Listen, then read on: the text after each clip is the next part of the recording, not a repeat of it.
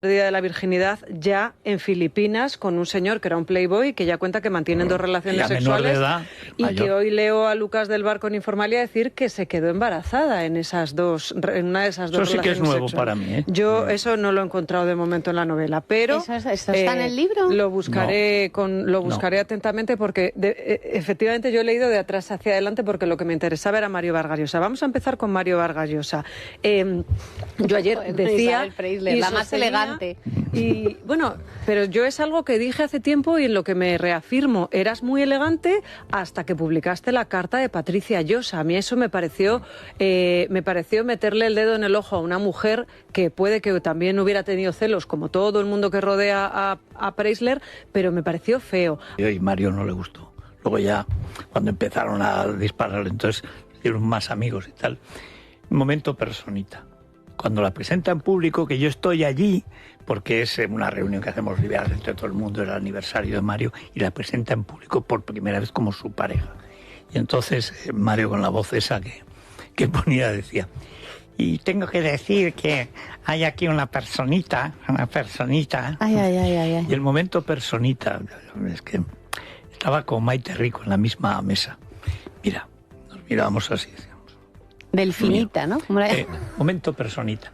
Pero él estaba, pues eso, en el año tonto, como pasa cuando tú te encelas con alguien el primer año. Alguna vez llegas al segundo. Ya a los 80 estas cosas han caducado. Pero a mí cuando hablan dicen, bueno, es que hay que ver, porque esta mujer que se siente herida. Hombre, no, herida Patricia,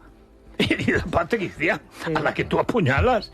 Pero, hombre... Bueno, es que a Patricia la llamaba para preguntarle por su familia, parece ser, cuando ya estaba manteniendo una relación con Mario, o sea, que tenían una relativa relación. Le han echado una cara. Isabel Preisler acaba de cometer el error más grande de su vida.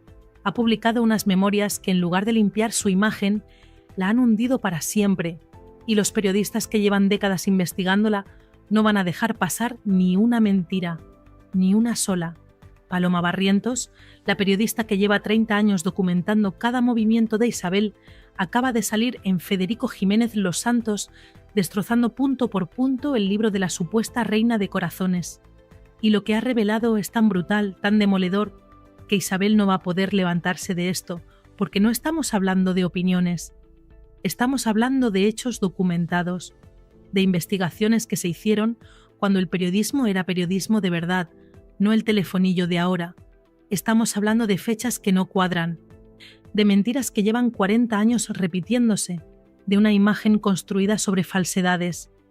¿Qué es lo que Paloma Barrientos acaba de revelar que deja a Isabel sin escapatoria? ¿Qué pruebas tiene que demuestran que las memorias son una farsa? ¿Por qué los periodistas más respetados de España están diciendo que Isabel ha perdido la cabeza? Todo eso lo vamos a contar ahora mismo. Sin filtros, sin miedo. Porque la verdad, familia, siempre termina saliendo. Hace décadas, Paloma Barrientos publicó un libro sobre Isabel Preisler. Un libro documentado, investigado, con pruebas. Un libro que se publicó primero en la revista Tiempo, cuando las revistas vendían 300.000 ejemplares y había dinero para hacer periodismo de verdad, no como ahora, que cualquiera con un móvil dice que es periodista. Paloma Barrientos y su fotógrafa se fueron a Manila. Sí, a Filipinas, a investigar sobre el terreno, a hablar con gente que conocía a la familia, a conseguir documentos, a verificar información. Eso es periodismo de verdad. Y lo que descubrió fue explosivo. Isabel se enfadó muchísimo cuando salió ese libro. Quiso demandar, amenazó con llevar a Tiempo, a la editorial, a Paloma, a todo el mundo a los tribunales. Pero no pudo. ¿Sabéis por qué no pudo? Porque todo lo que Paloma había publicado era verdad, documentado, verificable, irrefutable. Y ahora Isabel publica sus memorias y comete el error fatal. Reconoce cosas que antes negaba con vehemencia. Cuenta historias que contradicen lo que lleva años vendiendo. Se desmiente a sí misma página tras página. ¿Sabéis qué es lo más gracioso de todo esto? Que Isabel solo quiere palmeros a su alrededor. Solo acepta entrevistas donde le hagan la pelota. Solo va a programas donde sabe que no le van a hacer preguntas incómodas.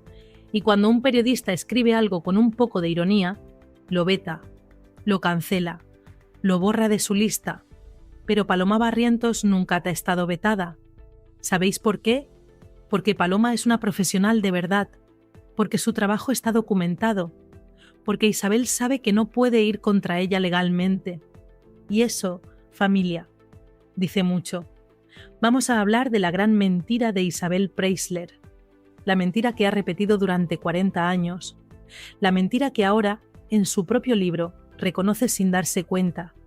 Isabel siempre ha dicho que vino a España desde una familia respetable, que no era ninguna cenicienta, que no vino aquí de chica de servicio. Pero nadie, absolutamente nadie, ha dicho jamás que viniera de chica de servicio. Esa es una invención suya para victimizarse. Paloma Barrientos lo deja clarísimo. Nunca se ha dicho eso, nunca jamás. No sé quién te ha escrito ese libelo, pero qué poquito tiene. Porque Isabel viene de una familia de clase media filipina. No era pobre, pero tampoco era la aristocracia que ahora intenta vendernos. Sus tías tenían vidas, digamos, complicadas. Una de ellas se fugó de Manila con el marido de su mejor amiga. Otra estaba con tipos que tenían problemas con la DEA. No estamos hablando de problemas sociales, familia. Estamos hablando de problemas legales, de gente que estaba en el radar de las autoridades. Los hermanos de Isabel también tuvieron vidas trágicas, uno relacionado con el mundo de la droga. Murió en circunstancias que ella ha intentado limpiar, diciendo que fue por una mala combustión de una estufa. Pero según las investigaciones de Paloma, había drogas en la escena. Había una mujer. Las circunstancias eran muy diferentes a lo que Isabel cuenta. Ahora viene la pregunta que Isabel no quiere que hagáis. Si su familia era tan respetable como dice, ¿por qué tiene que inventarse que la acusan de ser cenicienta? ¿Por qué necesita defenderse de algo que nadie ha dicho? Dejádmelo en los comentarios, porque esto es solo el principio. Pero esperad, porque lo que viene ahora es todavía peor. Mucho peor. Paloma Barrientos investigó la vida de Isabel en Manila y descubrió que antes de venir a España Isabel tuvo varios novios. No uno, varios, y algunos de esos novios eran de familias que también tenían, digamos, relaciones complicadas con la ley. Isabel reconoce en su libro que tuvo un novio filipino. Uno. Pero según la investigación de Paloma, hubo más, bastantes más, porque era monísima y porque la adolescencia es la adolescencia. Pero durante años Isabel negó todo eso. Decía que ese filipino era casi su primer amor, que vino a España huyendo de esa relación. Mentira. Había más. Y ahora lo reconoce en el libro sin darse cuenta. Tenía entre 15 y 18 años, y en esos 3 años en Manila, antes de venir a España, tuvo varios novios, de familias filipinas de cierto estatus, eso sí, porque Isabel siempre ha estado muy preocupada por el estatus social, desde adolescente. Pero aquí viene lo mejor, lo que realmente va a hacer temblar a Isabel, lo que Paloma Barrientos está a punto de revelar sobre cómo Isabel consiguió a todos sus maridos. Porque hay un patrón que se repite una y otra vez, y ese patrón demuestra que Isabel tiene una estrategia muy clara para conseguir lo que quiere. ¿Queréis saber cuál es esa estrategia? ¿Queréis saber cómo Isabel Preisler ha construido su fortuna? Seguid viendo, porque lo que viene a continuación va a cambiar para siempre vuestra opinión sobre ella. Vamos con la bomba que Isabel nunca quiso que saliera, la verdad sobre cómo conseguía a sus hombres. Y no estoy hablando de seducción, estoy hablando de estrategia fría y calculada. Isabel Preisler se especializaba en hombres casados. Y no me lo invento yo, lo dice Paloma Barrientos con pruebas, lo dicen los hechos, lo demuestran las fechas. Julio Iglesias, casado cuando empezó con Isabel. Sí, habéis oído bien. Se casa con Isabel estando embarazada, pero llevaban tiempo juntos antes, y durante ese tiempo Julio tenía relaciones con otras mujeres, pero Isabel aguantó. ¿Por qué?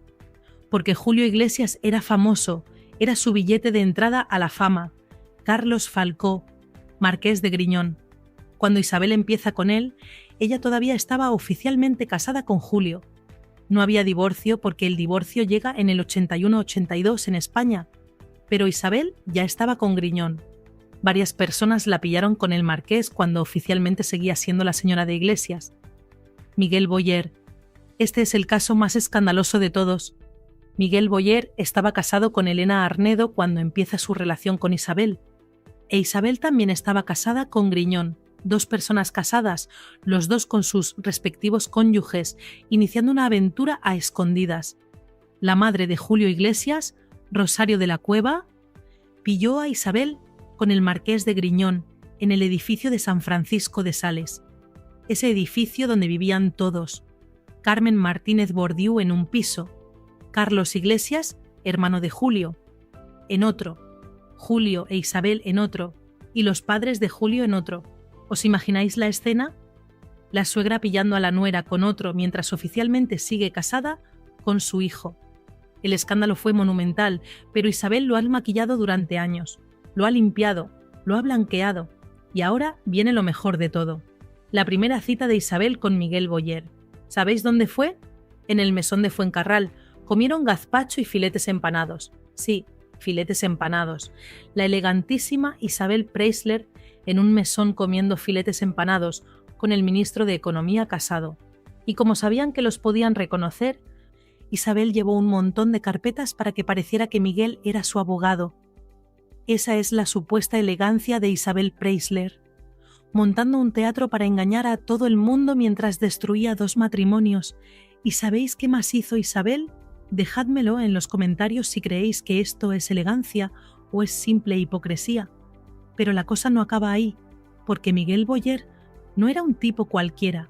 Era el ministro de Economía del gobierno socialista de Felipe González, un hombre con poder real, un hombre que tomaba decisiones que afectaban a millones de españoles.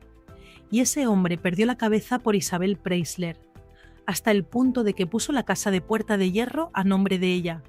Metió la pata hasta el fondo y ya no supo salir.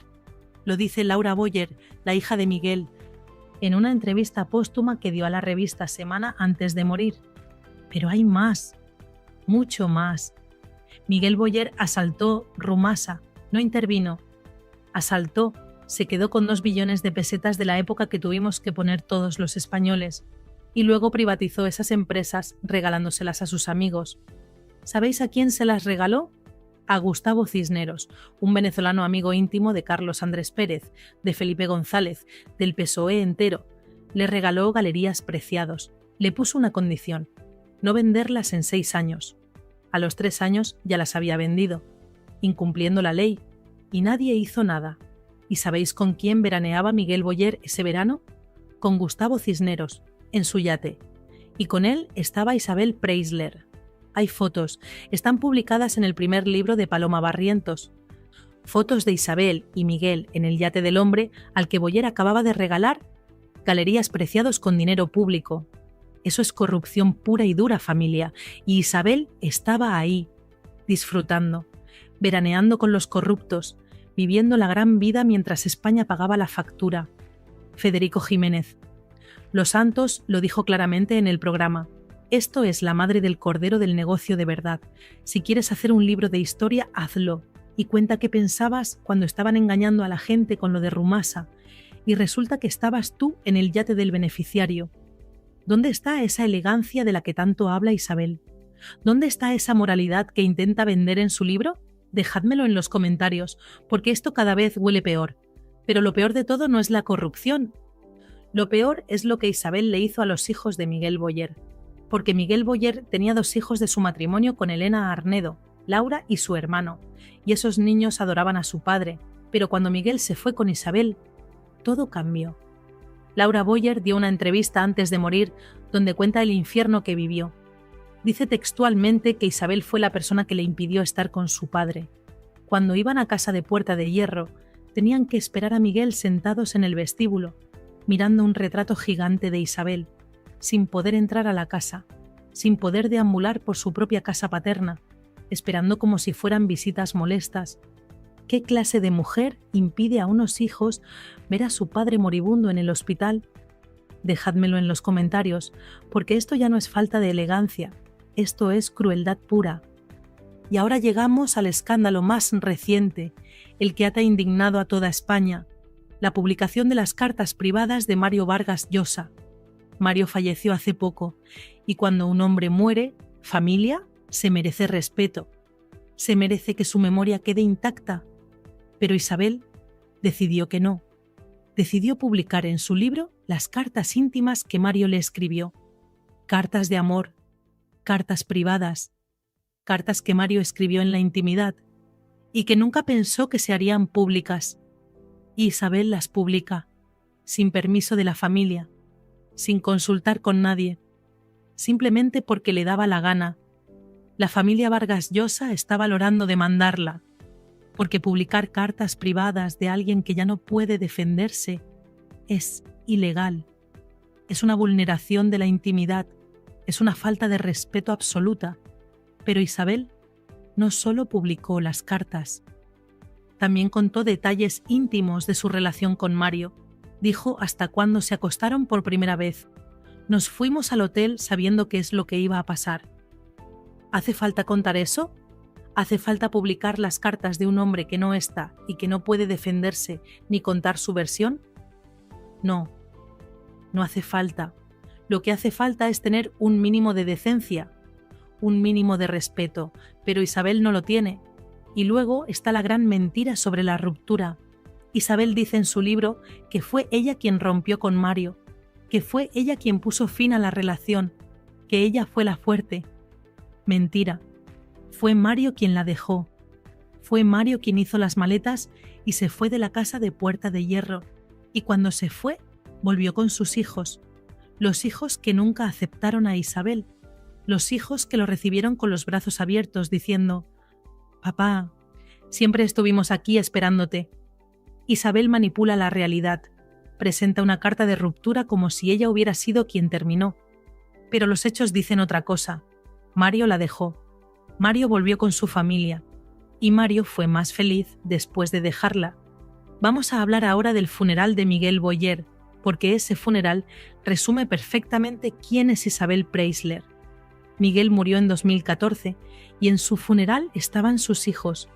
Laura Boyer, destrozada, apenas podía mantenerse en pie. Tamara Falcó la sujetaba para que no se cayera. Y en medio de todo ese dolor, Isabel apareció y enganchó al hijo de Laura Boyer para salir en la foto cogida de su mano, como si fuera la gran familia unida, como si ella hubiera sido siempre una madrastra maravillosa. Pero Laura Boyer cuenta otra historia.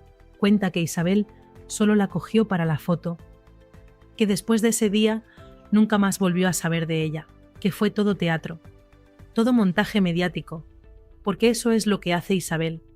Monta escenas para las cámaras, construye imágenes que no se corresponden con la realidad, y luego vende esas imágenes como si fueran su vida. En el funeral también se vio a Ana Boyer, la hija que Isabel tuvo con Miguel, una niña que según Laura nunca tuvo relación con ella cuando era pequeña. Porque Isabel no facilitaba esas relaciones, no quería que los hijos del primer matrimonio estuvieran cerca de su hija. Todo era control, todo era imagen, todo era mentira. Y ahora Isabel publica un libro donde se victimiza, donde dice que ella siempre intentó facilitar las relaciones, donde cuenta que fue una buena persona. Mentira tras mentira tras mentira. Vamos a hablar ahora de algo que todos los periodistas coinciden. Isabel Preisler está obsesionada con el estatus social, no con el amor, no con la felicidad, con el estatus. Cuando se casa con Julio Iglesias consigue fama. Julio era el cantante más famoso de España. Eso le abre puertas, pero Julio no le da estatus social real. Julio es famoso, pero no es aristocracia. Cuando se casa con Carlos Falcó, marqués de Griñón, ahí sí consigue estatus. Porque Griñón era grande de España, aristocracia de verdad, de las familias más importantes de España, y eso es lo que Isabel buscaba. Paloma Barrientos lo dice claro. El estatus social que tanto preocupa a cierta gente que vive preocupada por el estatus, se lo dio Griñón al más alto nivel. Por eso, Isabel aguantó con Griñón, aunque reconoce en su libro que nunca estuvo realmente enamorada de él. Lo dice ella misma. Nunca lo amó, pero se casó con él porque era marqués, porque le daba un apellido, porque le abría las puertas de la aristocracia española. Y cuando Miguel Boyer aparece, Isabel ve otra oportunidad, porque Boyer no era aristocracia, pero era poder, poder real. El ministro de Economía, un hombre que movía hilos en el gobierno socialista. Con Boyer, Isabel entra en otro mundo, el mundo del poder político, el mundo de las decisiones importantes, el mundo de la gente que realmente manda, y por eso sacrificó 2 matrimonios, el de Boyer y el suyo propio con Griñón, porque Boyer le daba algo que Griñón no podía darle: acceso al poder real. ¿Veis el patrón? ¿Entendéis cómo funciona Isabel? Dejádmelo en los comentarios. La casa de Puerta de Hierro, esa casa que todo el mundo conoce, esa casa donde Isabel vive como una reina. ¿Sabéis quién pagó esa casa? Miguel Boyer. Y no solo eso, la puso a nombre de Isabel. Hubo una entrevista histórica donde Miguel Boyer enseñó la casa a una periodista, Natibel Preciado, y Boyer, como un pardillo enamorado, enseñaba cada detalle. Mira, este cuarto de baño. Y aquí la caseta del perro, que tiene calefacción. El ministro de Economía, que acababa de desmantelar Rumasa, explicando que la caseta del perro tiene calefacción. Federico Jiménez Los Santos lo dijo perfectamente. A Isabel no le gustara, pero Isabel siempre ha intentado controlar lo que se publica sobre ella. Solo acepta entrevistas pactadas, solo va a programas donde sabe que no le van a hacer preguntas incómodas, solo quiere palmeros, y cuando alguien escribe algo que no le gusta, lo veta, lo cancela. Intenta borrarlo de la faz de la tierra, porque Isabel vive en su propio mundo. Un mundo donde ella es perfecta y todos los demás están equivocados. Paloma Barrientos cuenta una anécdota que resume perfectamente cómo Isabel manipulaba a sus parejas. Es el cumpleaños de Mario Vargas Llosa, 80 años. Un evento importantísimo. Están todos los intelectuales de España, todos los amigos de Mario, y de repente Mario se levanta para dar un discurso y dice algo que dejó a todos horrorizados. Por fin he encontrado lo que significa la palabra felicidad. La felicidad tiene nombre: Isabel Preisler. Paloma estaba al lado de Maite Rico, otra periodista, y se miraban diciendo: lo va a decir, lo va a decir. Y lo dijo, delante de todo el mundo, como si Isabel fuera la única mujer que le había hecho feliz en su vida. ¿Y sabéis lo peor? Que su mujer, Patricia, la madre de sus hijos, estaba ahí escuchando, humillada públicamente, viendo cómo su marido la dejaba por Isabel y encima lo proclamaba delante de todos. Mario se comportó como un imbécil enamorado, como un hombre que había perdido completamente la cabeza, y todo por Isabel, pero Federico Jiménez Los Santos lo dijo perfecto. Vale, enchóchate, pero no lo digas. Tienes una mujer a la que has dejado tirada, tienes unos hijos que están sufriendo, cállatelo. Pero Mario no se calló, porque Isabel tenía ese poder sobre él, el poder de hacerle perder la dignidad, el poder de convertirlo en su marioneta. Y ahora Isabel, después de su muerte, publica sus cartas íntimas, la elegantísima Isabel Preisler. Toma ya. Y hablando de dignidad, hablemos de Patricia Llosa, la mujer legítima de Mario Vargas Llosa, la madre de sus hijos, la mujer que aguantó durante años las infidelidades de Mario. Porque hay que decirlo claro, Mario Vargas Llosa era un mujeriego, le gustaban las mujeres y tenía aventuras constantes. Patricia lo sabía, los hijos lo sabían, todo el mundo lo sabía. Pero Patricia aguantó. ¿Por qué? Porque era su familia, porque eran sus hijos, porque creía que mantener la familia unida era más importante que el orgullo. Igual que la reina Sofía aguantó las infidelidades de Juan Carlos, porque hay mujeres que entienden que hay cosas más importantes que el ego personal. Pero cuando Mario se va con Isabel, Patricia aguanta en silencio, con dignidad, sin hacer declaraciones, sin montar escándalos, como una señora de verdad. Y entonces Isabel publica en ABC, el periódico de las Esquelas, una carta privada que Patricia le había escrito, una carta donde Patricia le dice cosas personales, íntimas, y Isabel la hace pública. Federico Jiménez Los Santos lo dijo claro: cuando tú publicas la carta de la otra, de la legítima, ya quedas mal. Y esa historia, aunque había habido otras, era la legítima. Isabel perdió los papeles ese día. Demostró que no tiene ni un gramo de elegancia, que todo es fachada, que cuando se siente atacada saca las garras y no le importa a quién destroza. Pero vamos a relajarnos un momento y vamos a hablar de cosas más livianas, como la relación de Isabel con Julio Iglesias, porque ahí hay anécdotas que tienen su gracia. Resulta que la primera vez que Isabel y Miguel Boyer quedan, van al Mesón de Fuencarral. Sí, habéis oído bien, el Mesón de Fuencarral, un sitio normalito donde comen gazpacho y filetes empanados. Filete empanado, familia. La elegantísima Isabel Preisler comiendo filete empanado. No San Jacobo. No haute cuisine francesa, filete empanado del mesón. Me pregunto si también pidieron pan con tomate y cerveza de barril. Y como sabían que los podían pillar, Isabel llevó un montón de carpetas para que pareciera que Miguel era su abogado. Porque claro, una reunión de negocios en un mesón con filetes empanados. Muy creíble todo. Otro momento gracioso es cuando habla de su madre diciendo que tenía sangre indígena. Claro, porque su abuela era mestiza, pero su apellido es Arrastia, que viene de Navarra, o sea que la sangre indígena viene de Navarra ahora. Que yo sepa, en Navarra hay más boinas que plumas. Carlos Falcó, marqués de Griñón, un hombre que aparece poco en el libro, pero que fue importantísimo en la vida de Isabel, porque Griñón le dio algo que nadie más podía darle, un título nobiliario. Griñón era guapísimo de joven, muchísimo más guapo que su hermano. Hay fotos donde se ve que era un hombre atractivo, elegante, seductor, y además era un señor, de verdad, un caballero de los de antes. Consiguió algo que Isabel nunca consiguió con sus hijos, que todos sus hijos se llevaran bien. Griñón tenía hijos de varios matrimonios y todos se querían. Todos se respetaban, todos formaban una familia. Hay una anécdota que cuenta Federico Jiménez Los Santos que es maravillosa. Están en un acto de libres e iguales. Federico está sentado entre Mario Vargas Llosa y el marqués de Griñón, los dos exmaridos de Isabel, uno a cada lado. Y de repente suena un teléfono. Mario piensa que es el de Federico y se vuelve, pero era el suyo. Y en la pantalla ponía Isabel. Federico, con su mala leche característica, le dice a Griñón: «Mira, mira, mira». Isabel llamando a Mario. Griñón se ríe, Mario se pone nervioso, y esos son los momentos tragicómicos de la civilización, porque al final, familia, todo esto es una comedia humana, gente que se enamora, gente que se desenamora, gente que comete errores. Lo que no se puede es mentir, sobre todo ello 40 años después. Vamos a hablar de alguien que lleva años diciéndole las verdades a Isabel a la cara. Carmen Lomana.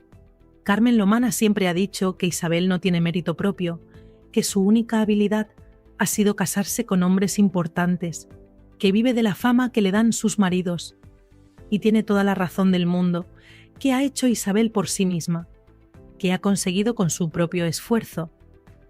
Representar a Porcelanosa, salir en anuncios de Ferrero Rocher, gracias a que antes se casó con gente famosa.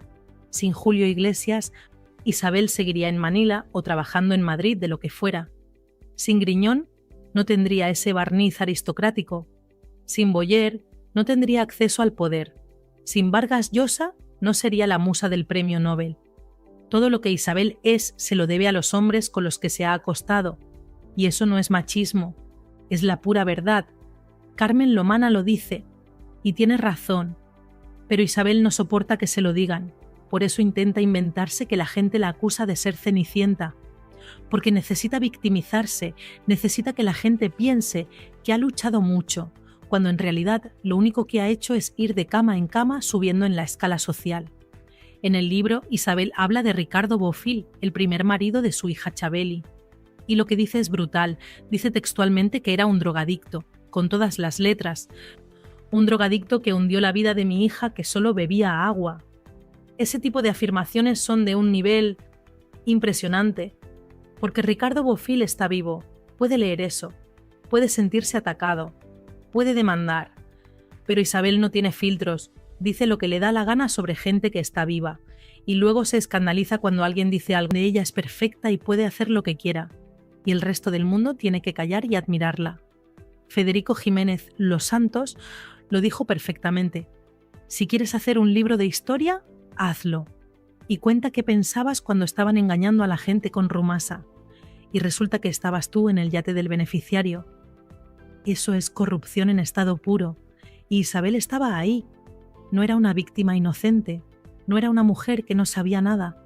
Estaba disfrutando del dinero robado a los españoles. Familia, llegamos al final.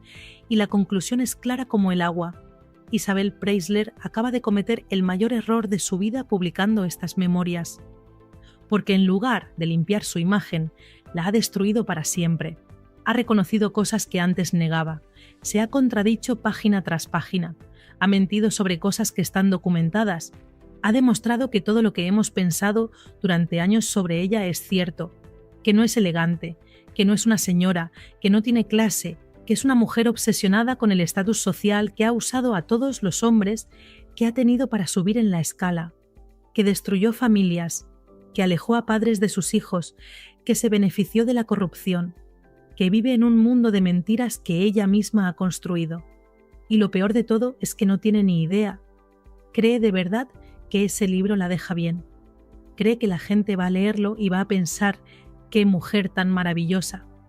Pero la realidad es justo lo contrario.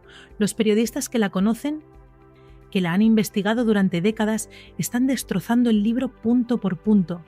Paloma Barrientos, Federico Jiménez Los Santos, todos los que saben la verdad, están saliendo a decir: Isabel, basta ya de mentir. ¿Qué opináis vosotros?